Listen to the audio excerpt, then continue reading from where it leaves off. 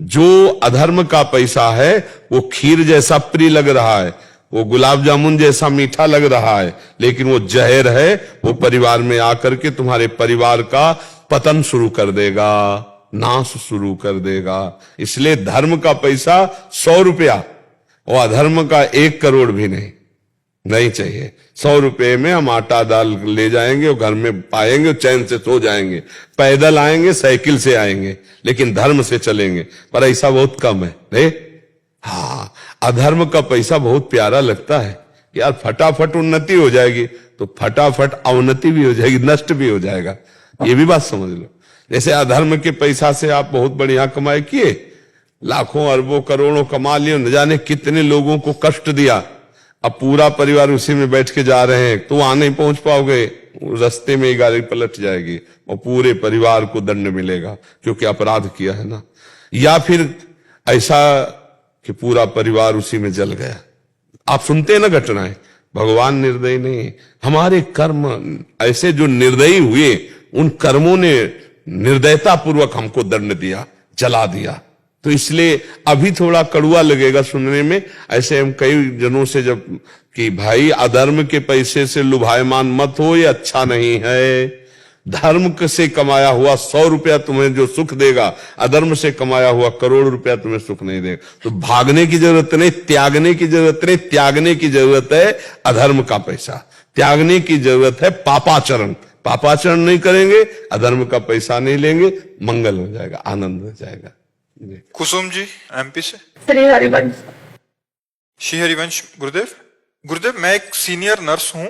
मेरी ड्यूटी प्रसूति विभाग में है। बच्चे पैदा होने के बाद मरीज को छूना पड़ता है, तो मुझे लगता है कि मैं अपवित्र हूँ। मानसिक जाप कैसे करूँ? किसका? क्या मानसिक जाप कर सकती हूँ गुरुदेव? हाँ, बिल्कुल कर सकते हैं। आप उस समय पवित्र नहीं हैं क्योंकि वो आपकी सेवा है।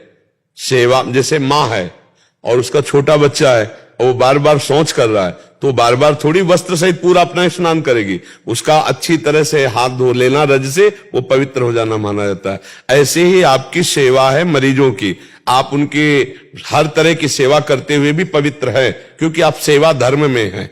अपने शरीर की जब अपवित्रता हो, शौच आदि अपवित्रता, तो उस समय हम पवित्र करेंगे। लेकिन हम जब दूसरे की शौच फेंकेंगे, दूसरे की सेवा करेंगे, अब मान लो जैसे ड्यूटी है हमारी कि सैकड़ों लोग हैं, उनको शौच फेंकी नहीं, तो अब उस समय हम अपवित्र नहीं क्योंकि हमारी सेवा है। जब हम शौच जाएंगे तो हम पवित्रता का निर्वाह करेंगे। लेकिन हम दूसरों को जब नहलाएंगे, शौच उनकी फेंकेंगे, उनको उनके वस्त्र धोएंगे, तो हम पवित्र हैं। उस समय हम भगवत चिंतन कर रहे हैं। ऐसे ही तुम सेवा, जिस सेवा विभाग में हो, उस सेवा भाव में रहते। मरीज कभी कभी सीरियस हो जाता है, उसको ऑपरेशन के बाद मरीज को कभी कभी ब्लीडिंग होती है बहुत ज्यादा। उस समय अंदर जो है, जहाँ बच्चेदानी, वहां बहुत 1-2 किलो तक खून क्लॉट भी हो जाता है। तो हमें हाथ डाल करके मरीज की जान बचाने के लिए सब कुछ करना पड़ता है। फिर मेरा मन बहुत द्रवित हो जाता है, मैं कैसे भगवान का नाम लूं या फिर कैसे मंत्र जाप। नहीं, उस समय भगवान का नाम जरूर लो, अवश्य लो। आप पवित्र देखो, हम आपको एक श्लोक सुनाते हैं।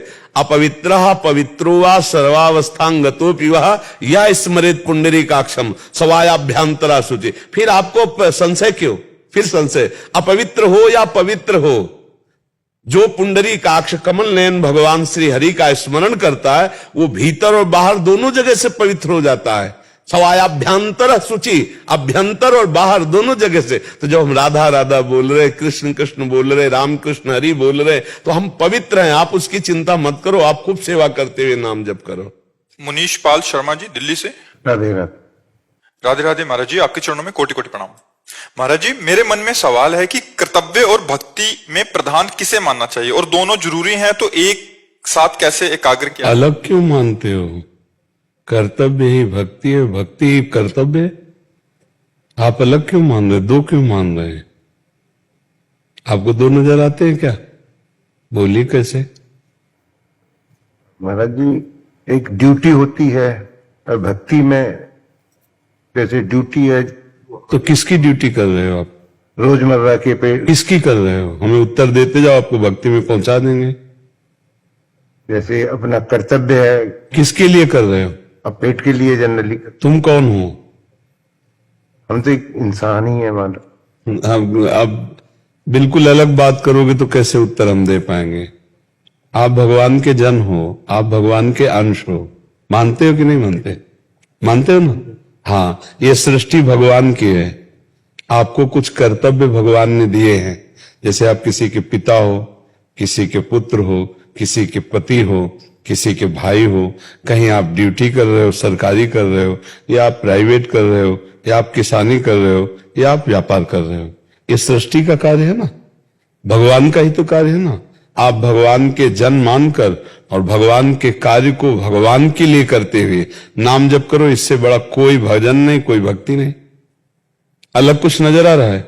अंदर से राम कृष्ण हरि राधा राधा रट रहे और यह मान रहे सृष्टि भगवान का कार्य है। मुझे किसानी दी, मुझे व्यापार दिया, मुझे अध्यापक बनाया, मुझे डॉक्टर बनाया, जो कार्य वो भगवान मुझे सेवा दी है, उनकी सेवा कर रहा हूं। परिवार रूप में भगवान है, सृष्टि रूप में भगवान है, मैं भगवान का हूं, भगवान के लिए हूं। नाम जप, इसी का तो नाम भक्ति है। आपको कुछ अंतर लग रहा है भक्ति और कर्तव्य में? उसी में लीन हो जाओ तो अपने आप को। हाँ, फिर अलग कुछ करने की जरूरत नहीं। और अगर अलग मानते हो तो फिर बड़ा गड़बड़ हो जाएगा, फिर तो बहुत मुश्किल हो जाएगा भगवान को प्राप्त करना। अर्जुन जी तो अलग होकर संन्यास लेके भजन करना चाहते हैं, और भगवान ने कर्तव्य को प्रधान बताया, तो कर्तव्य को ही भगवान की पूजा मानकर और अंदर से नाम जप करते हुए करो। रात दिन कुछ अलग करने की जरूरत नहीं।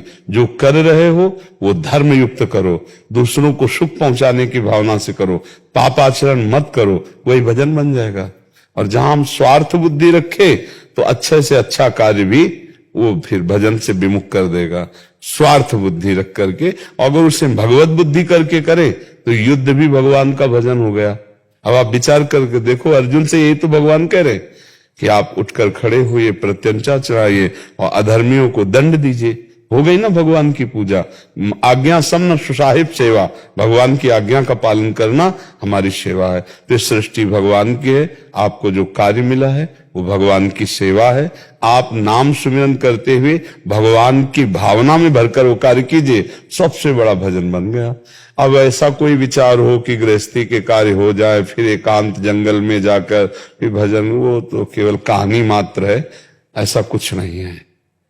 आना बड़े बड़े जंगल वासियों को भी समाज में ही पढ़ना पड़ता है, व्यवहार करके उनको यहाँ अपने ज्ञान को देके जाना पड़ता है। असली भजन यही है, जिसको जिस जगह तैनात किया गया है, भगवान की पूरी सृष्टि है, वो अपने कर्तव्य का धर्म पूर्वक पालन करे। जहां धर्म से भ्रष्ट होकर पालन करता है वो नष्ट हो जाता है। अपने अपने धर्म का पालन करे और नाम जप करे, तो अगरबत्ती न लगाए, धूप बत्ती न लगाए, आरती न करे, चलेगा, वो बिना किए भगवान को प्राप्त हो जाएगा।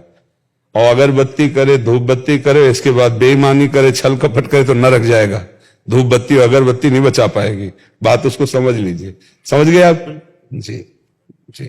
आप जैसे बार बार कहे हैं कि राम नाम के या राधा नाम के विचरण से आगे का मार्ग प्रशस्त होता है, तो मंत्रोच्चारण का हमारे मानव जीवन में या भौतिक जीवन में, कि मंत्रोच्चारण का हमारे मानव जीवन या भौतिक जीवन में क्या उपयोग है?